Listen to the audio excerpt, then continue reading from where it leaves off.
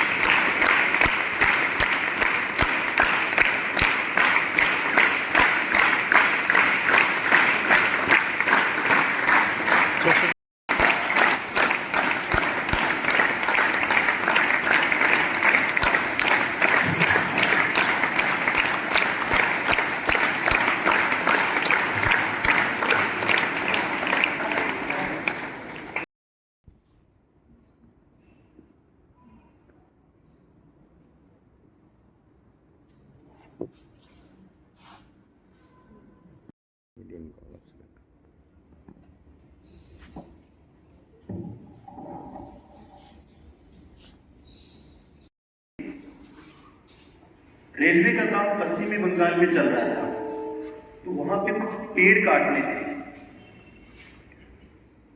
तो जो पर्यावरणविद थे उन्होंने सुप्रीम कोर्ट में रिट लगा दी कि भाई ये पेड़ नहीं कटने चाहिए, पर्यावरण के लिए जरूरी है।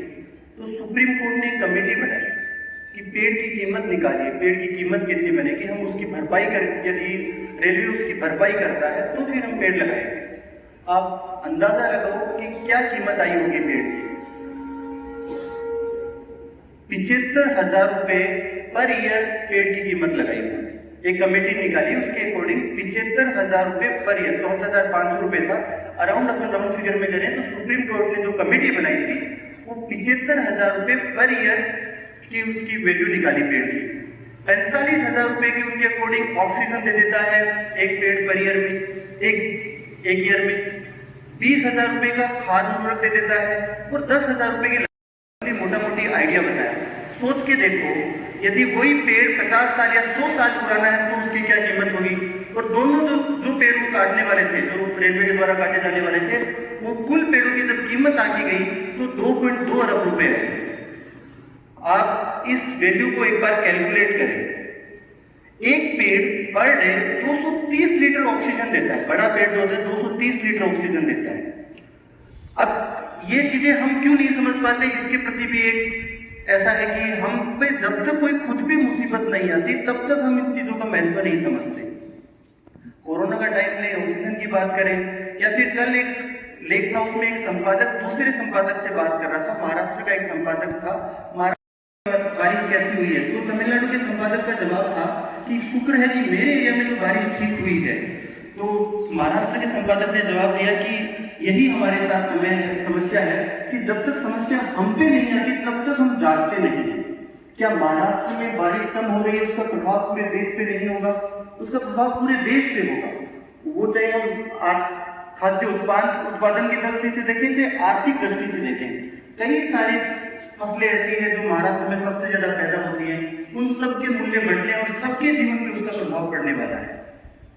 तो हमारे साथ में एक समस्या है कि जो बेसिक चीजें हैं उनको हम भूल जाते हैं, जो चीजें सुगमता से हमें उपलब्ध होती है उनको हम भूल जाते हैं।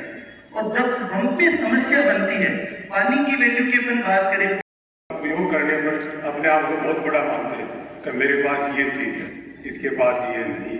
जो आपके पास होनी चाहिए वो है नहीं, और वो नहीं होनी चाहिए वो आपके पास ही है।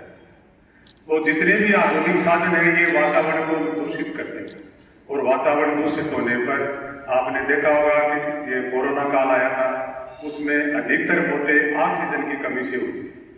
ज्यादा मौतें हुई वो ऑक्सीजन की कमी से हुई, और ऑक्सीजन है वातावरण से ली जाती है, और जहाँ का वातावरण दूषित होगा वहाँ ऑक्सीजन के कारखाने नहीं लग सकते। अतः अपने को जहाँ तक हो सके जो आधुनिक साधन है उनका कम से कम उपयोग करना। उपयोग तो करना ही पड़ेगा, लेकिन कम से कम जितना हो सके उतना कम करें। आजकल क्या है कि 3-4 चीजों को अपने छोड़ रहे हैं, और 3-4 चीजों को छोड़ने से पर्यावरण अपने आप ही दूषित हो रहा है। जैसे पानी सीमित है, अपने मुंह धोते हैं नल से तो कितना पानी बहा देते हैं, आपको मालूम है?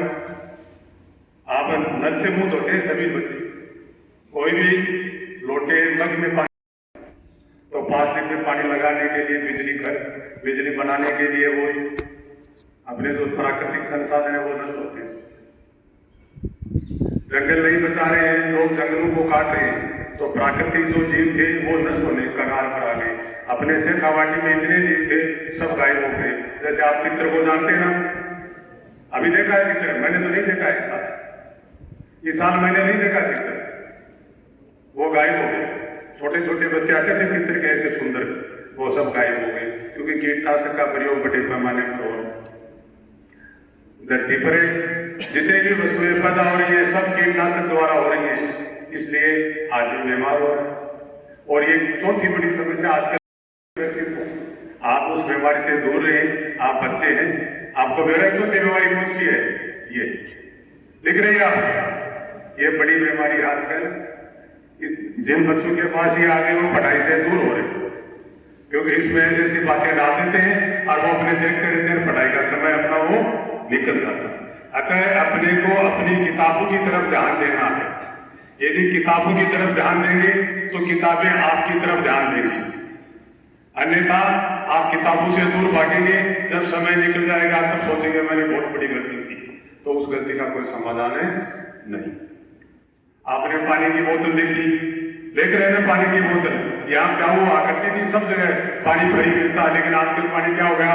20 रुपया लीटर दूध की बोतल।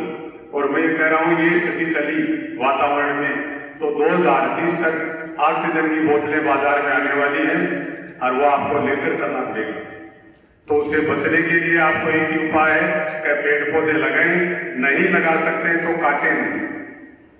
मालूम कोई की जगह नहीं लगा सकते तो किसी दूसरे को मोटिवेट करें, मोटिवेट नहीं कर पा रहा है तो कम से कम काटे तो नहीं। अब आपको हमारा जो आंदोलन चलता है एक व्यक्ति एक पेड़, तो मेरे हिसाब से अब एक व्यक्ति आधा पेड़ तो अपने कर नहीं सकते, तो एक व्यक्ति एक पेड़ अभियान बना है या छोटा एक आदमी के लिए? अरे एक आदमी एक पेड़ तो लगा सकता है, आराम से लगा सकता है। एक ही पेड़ लगाना है, 12 महीने में आप एक पेड़ लगाएंगे तो इस प्रकार पेड़ अपने आप बढ़ते जाएंगे। अब आप कहाँ लगाएं? जहां आपको जगह मिले उसी स्थान पर लगाएं। आपको जो पौधे देंगे आप फोटो के लिए नहीं ले पौधा, ये सोचे मेरे पास पौधा इसलिए भी नहीं ले। आपके मन में इच्छा है कि मैं पौधा पाल सकूंगा तभी आप पौधा ले, क्योंकि पौधों को मरने के लिए नहीं छोड़ना है। ये भी एक तरह से जीव हत्या है। जैसे किसी जानवर को मारते हैं तो पौधे में पानी नहीं देते हैं तो ये पौधा मर जाता है, ये भी एक तरह से जीव हत्या है। तो मेरा तो ये अभियान है कि भाई आप उस अभियान में जुड़े, अधिक से अधिक पेड़ लगाएं। अब अपने पास जो पौधे वो कई तरह के हैं, कुछ छायादार हैं, कुछ फलदार हैं, कुछ सजावटी है। अब मैंने आपको कह दिया आपका फूल का पौधा है और आपके छायादार निकल गया, तो हम आपको ये बता देंगे भाई छायादार कौन सा है, फूलदार कौन सा है या फलदार कौन सा है। फलदार हम वितरित कम करते हैं क्योंकि बीज का जो फल होता है वो 7-8 साल बाद में देता है। बीज का जो पौधा आता है वो फल, और लोगों को इतना समय है नहीं, इसलिए उसको पहले काट देते। तो फूल वाला है वो जल्दी फूल आ गए, और छाया वाला पौधा भले छोटा और से बड़ा छाया तो देगा। छाया में तो कोई है नहीं, मेरे कैसा भी पौधा छाया सबकी एक ही होती है। इसलिए जो भी साधारण पौधे लगाने चाहिए वो ही पौधे ले। ये कंपल्सरी नहीं है आपको पौधा लेना ही होगा, नहीं, आपकी इच्छा है तो पौधा ले तो आप पौधा घर पर लगाएं और उसकी सुरक्षा करें। मान लो जिसके घर पर जानवर ज्यादा सुरक्षा का साधन नहीं है तो वो पौधा नहीं है, क्योंकि पौधा लेंगे घर पर बकरी तैयार इंतजार करेंगे, जाते उसका शिकार करेंगे, जाते करेंगे उसका शिकार। तो वही बचा पौधा है जो पौधे की परवरिश कर सकता है। विद्यालय परिवार ने मेरे को अभियान को आगे बढ़ाने में जो समय दिया, इसके लिए मैं बहुत बहुत आभारी हूँ। धन्यवाद। 6 टन कार्बन डाइऑक्साइड सोख लेता है तो लगभग 10 टन ऑक्सीजन प्रोड्यूस करता है 1 एकड़ का वन। नवलगढ़, लक्ष्मणगढ़ और मंडावा, यदि तीनों विधानसभाओं की या तीनों तहसीलों की अपन जनसंख्या देखें तो लगभग 15 लाख लोग होंगे। और यदि हर आदमी ने 10 साल भी अपने जीवन में 10 साल भी पेड़ लगा दिए तो लगभग 1.5 करोड़ पेड़ होते हैं, और वो अपने एरिया के लिए बहुत है। यदि उस अभियान में हम चलते हैं तो बहुत बड़ा सहयोग है उस अभियान में। हम सर को ये सहयोग इस चीज का विश्वास दिलाएंगे कि यदि हम पेड़ लेते हैं तो उस पेड़ की देखभाल भी करेंगे, और उनकी इस अभियान में जो भी हम मदद कर सकते हैं, जो भी सहयोग कर सकते हैं, वो सहयोग करेंगे। एक बार इनके प्रयासों के लिए, निस्वार्थ सेवा के लिए, रिटायर्ड प्रिंसिपल हैं, इन्होंने ये सारी जिम्मेदारियां देखी है, उसके बाद में अपने रूटीन को पूरी तरीके से पर्यावरण को झोंक दिया, पूरी तरीके से पर्यावरण को समर्पित कर दिया। तो हम पूरे मन से इनका स्वागत करते हैं और पूरे दिल से इनका बहुत बहुत धन्यवाद देते हैं। जय हिंद।